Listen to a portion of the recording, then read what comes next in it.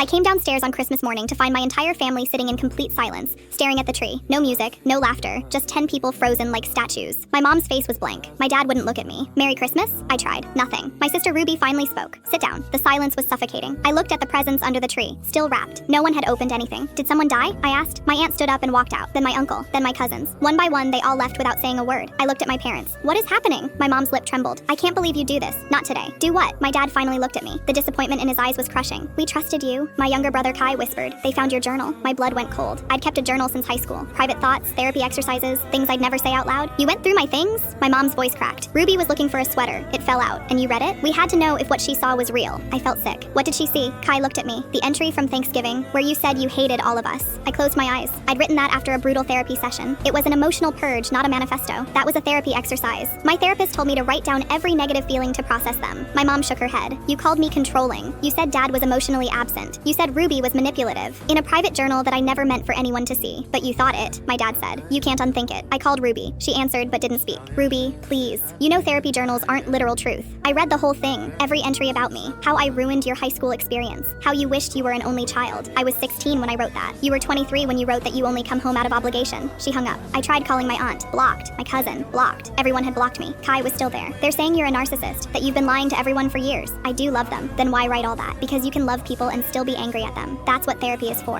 He stood up. Mom said I shouldn't talk to you until you apologize to everyone. He left. I sat alone in that living room for an hour. Finally went upstairs and found my journal on my bed, open to the worst pages. Post-it notes marked sections. They'd studied it. I drove to my best friend Rachel's house. She'd known my family forever. She opened the door but didn't invite me in. Ruby called me. Rachel, you know I don't actually hate my family. I know you wrote 60 pages about how much they hurt you. Hurt isn't hate. Ruby's devastated. Your mom's been crying all morning. You ruined Christmas. I didn't ruin anything. They invaded my privacy. She crossed her arms. Maybe if you'd been honest with them, you wouldn't have needed a secret journal. She started closing the door. I think you need to take responsibility for your words. I went back home. Empty. Everyone had left. There was a note on the counter in my mom's handwriting. We've decided as a family that we need space from you. We can't have someone around who harbors this much resentment. When you're ready to be honest about who you really are, we can talk. Until then, please don't contact anyone. I called my therapist. Emergency session. She listened to everything. Then said, what they did, reading your journal, sharing it, weaponizing your healing process, that's a profound violation. They think I'm the villain. They've made you one to avoid looking at their own behavior. I sent a group text to my whole family. I'm sorry my private thoughts hurt you, but I'm not sorry for having them. That journal was my safe space to be messy and honest. If you can't understand that, I don't know what else to say. My mom responded. This is exactly the problem. No accountability, no real remorse, just excuses. Then I was removed from the family group chat. 3 days later, Kai texted me. I read some articles about therapy journaling. I think I get it now, but no one else wants to hear it. Mom's telling people you had a breakdown. I didn't go home for New Year's, or my birthday, or Easter. The worst part? I still have the journal. I can't throw it away, because everything I wrote was true, and that's what they can't forgive.